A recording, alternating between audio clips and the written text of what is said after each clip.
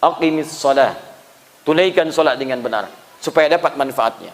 Liduluki syamsi. Dari matahari mulai tergelincir, zuhur maksudnya. Ila ghasaqil laili, sampai tiba malam gelap, isya maksudnya. Zuhur, asar, maghrib, isya. Apa yang belum ada? Subuh, fajar. Sekarang perhatikan. Zuhur, asar, maghrib, isya tidak disebutkan namanya. Isyarat waktunya saja. Saat masuk ke waktu fajar, masuk waktu subuh, disebutkan langsung dengan namanya. Wa Qur'anal fajr. Fajarnya disebutkan. Di sini saya ingin sampaikan inti yang paling penting dari ceramah kami. Yang tadi mukaddimah tuh, sekarang intinya. Lihat sini. Wa Qur'anal fajr. Dan salat serta bacaan di waktu fajar. Perhatikan baik-baik. Allah bisa mengatakan begini karena wawunya ataf, diikutkan pada hukum sebelumnya. Aqimis salata liduluki syamsi ila ghasaqil laili wal fajri, bisa. Atau wal fajra, bisa. Tapi kenapa kemudian ditambahkan dengan kalimat Quran? Ada sesuatu yang istimewa di waktu fajar yang tidak ditemukan di waktu-waktu yang lainnya. Zuhur itu penting, asar itu penting, maghrib penting, isya penting, tapi subuh waktunya punya sesuatu yang istimewa. Kata Allah, waktu subuh itu bukan sholatnya saja yang penting. Wah, dan sholat, kembali ke sholat. Quran, bukan cuma sholatnya, tapi ada sesuatu yang istimewa di waktu fajar. Apa itu? Quran. Quran. Ada Al-Quran, ada Quran. Beda. Saya ulang. Ada Al-Quran, ada Quran. Beda.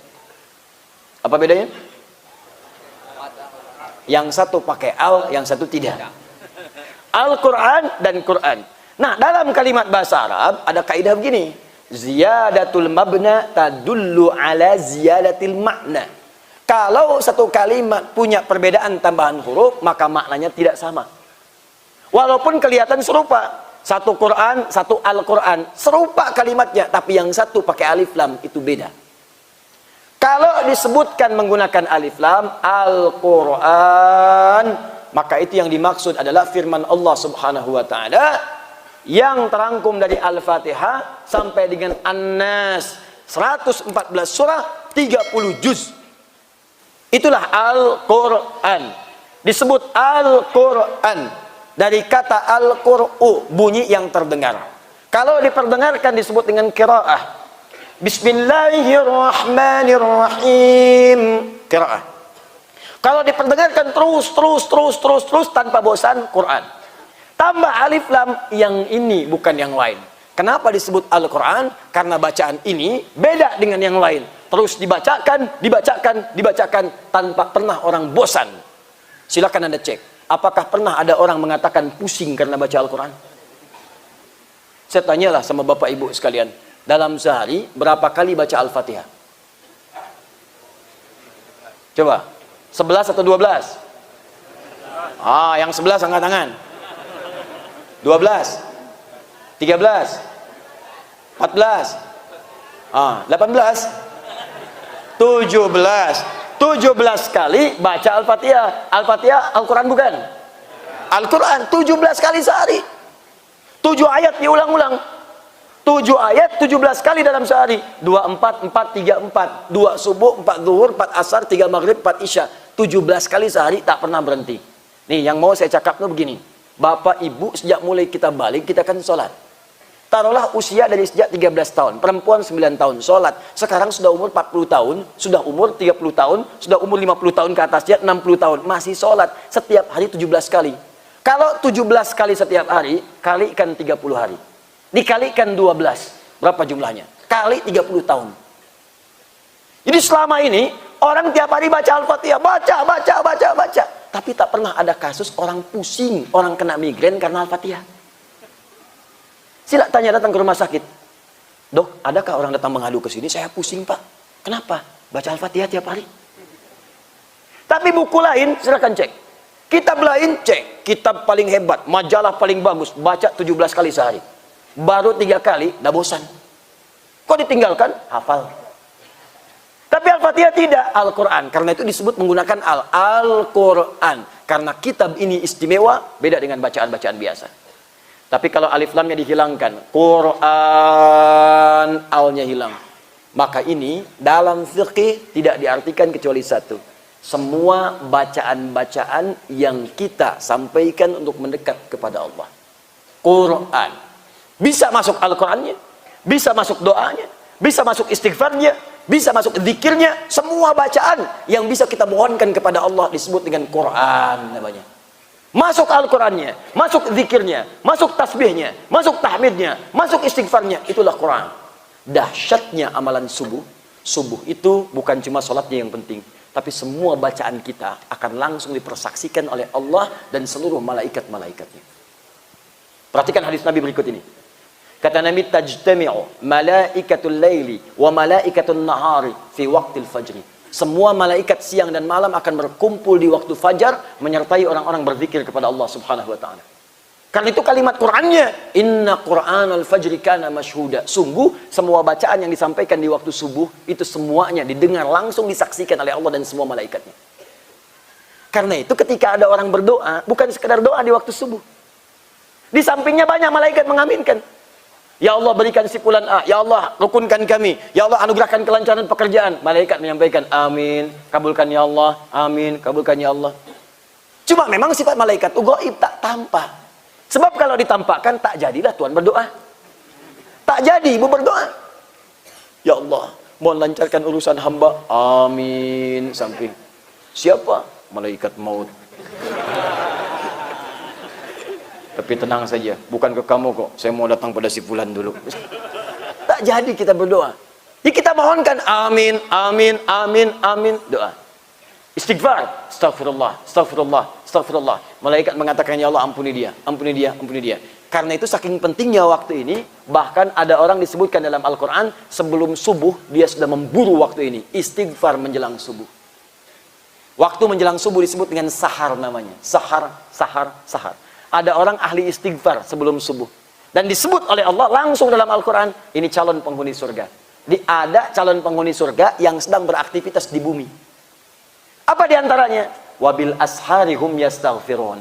Di waktu sahar menjelang fajar, dia berburu istighfar tobat di hadapan Allah Subhanahu wa taala. Ya Allah ampuni saya. Ya Allah ampuni saya. Ya Allah ampuni keluarga saya. Ya Allah ampuni masyarakat saya. Ya Allah ampuni tetangga saya. Ya Allah ampuni kawan saya. Minta. Itu ahli surga, ahli taman surga, orang takwa yang sedang beraktivitas di bumi. Itu dalil yang ada di Quran, surah ke-51, ayat 15 sampai dengan ayat 23. Di ayat 18-nya, wabil asharihum yastaghfirun. Kalau kualitas subuh ini kita maksimalkan seperti ini, sebelum subuh datang, istighfar, astagfirullah, astagfirullah, astagfirullah. Koreksi diri, ya Allah, saya banyak maksiat, ya Allah. Bagaimana kalau saya wafat sekarang, ya Allah? Antum tuh wafat loh. Kita itu akan meninggal. Kita akan wafat. Kita akan pulang. Kita akan mudik kembali kepada Allah. Apa tidak malu kalau pulang membawa banyak dosa? Saya mau izin bertanya pada hadirin semua. Siapa yang tidak punya dosa, boleh angkat tangan. Tak apa, angkat saja, saya pulang. Lebih berhak untuk ceramah. Siapa yang tak punya dosa, boleh angkat. Baik, tak ada. Siapa yang dosanya sedikit saja, dosa sedikit, angkat tangan. Siapa yang dosanya agak banyak, boleh angkat tangan. Siapa yang dosanya banyak, boleh angkat tangan. Oh, Masya Allah, boleh angkat. Alhamdulillah. Siapa yang ingin masuk surga, boleh angkat tangan. Turun. Siapa yang ingin surganya surga Firdaus, angkat tangan. Masya Allah. Siapa yang di surga ingin bersama Nabi, angkat tangan. Tuh. Mulai banyak keanehan kan? Mengaku dosa banyak, ingin masuk surga. Dan surganya langsung bersama Nabi, luar biasa.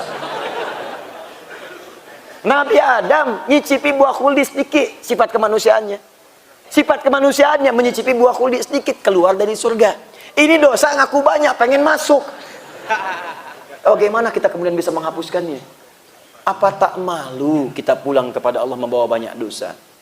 Bapak ibu saja merantau, dikenal banyak masalah. Dikenal suka merampok, dikenal suka mencopet, dikenal suka mencuri, dikenal bikin rusuh.